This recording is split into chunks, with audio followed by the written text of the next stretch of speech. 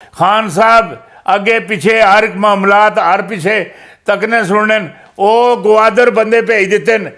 असद उमर नूं भेज दिता, नाल जुबेदा जलाल नूं भेज दिता है। मैं आख्या ए गजबा हिंदा यूनिट कैम करो, मामलात करो, फंड जमा करो, लोग देने वास्ते तैयार बैठे बड़े दूर दूर सुन दुनिया ओ नुकरों तो लैके चाइना भी बेतहाशे लोग, इंडिया भी बेतहाशे लोग कांट अंदर हाउस यूनिट अंदर जमा करवाने वास्ते बेताब बैठे बेताब बेताब। जिहड़ी गल तुहानूं आखिया लगा मेरी गल तुसीं समझने की कोशिश करो।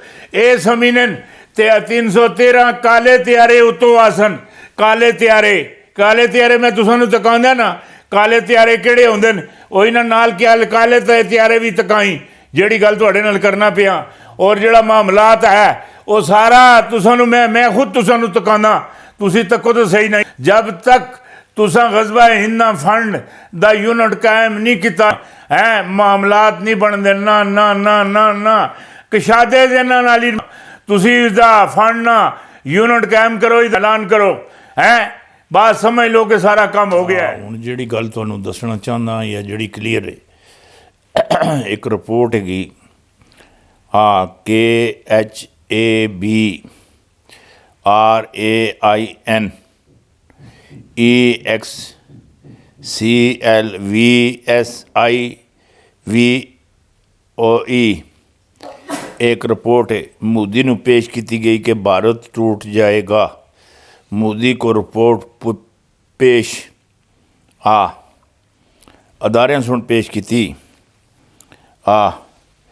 भारतीय खुफिया अदारे ने मोदी की रिपोर्ट पेश की, मोदी को रिपोर्ट पेश की कि RSS के गुंडों के मुसलमान ईसाई बरदरियों और लोगों पर अवाम पर बेशुमार जुल्म और ज़्यादतियाँ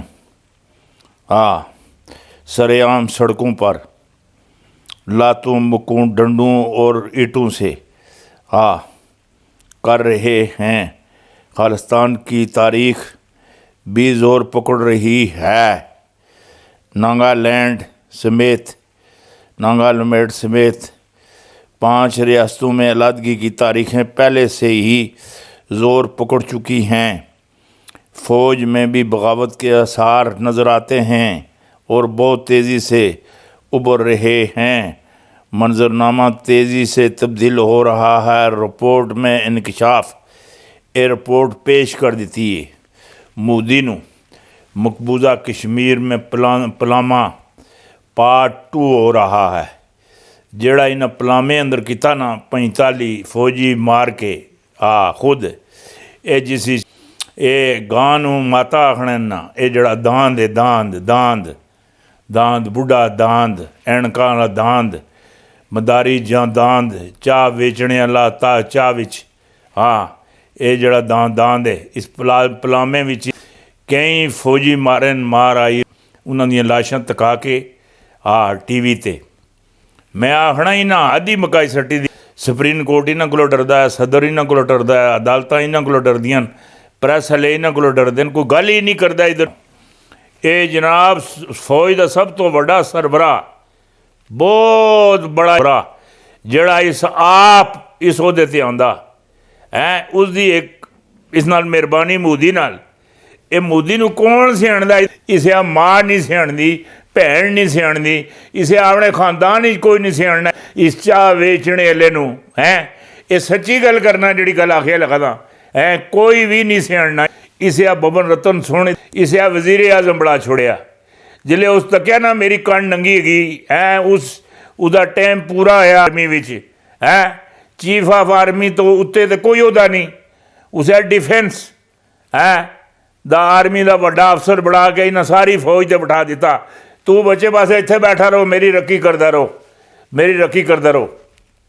ए भारत अंदर हिंदूइज्म हिंदू स्टेट हिंदू राज एक हुंदा गुंडा राज ये हिंदू राज ये मोदी सुन बबन रतन सोनी ना राज बनाया दा सी राज।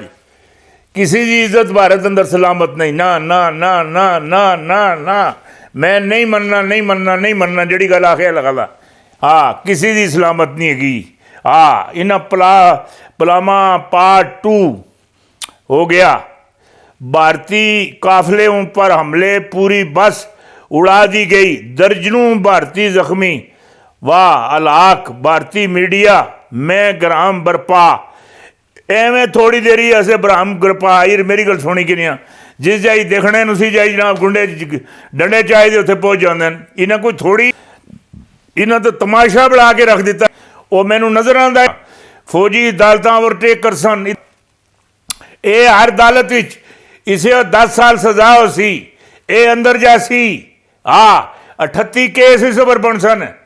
ਇਹ ਮਾਲ ਅਫਸਰ ਦੀ ਅਦਾਲਤ ਵਿੱਚ ਜਾ ਸੀ, ਛੋਟੀਆਂ ਅਦਾਲਤ ਵਿੱਚ ਬਦਲਾ ਜਾ ਸੀ, ਇਹ ਚਾਹ ਵਾਲੇ ਹੋਟਲਾਂ ਪਰ ਵੀ ਜਾ ਸੀ।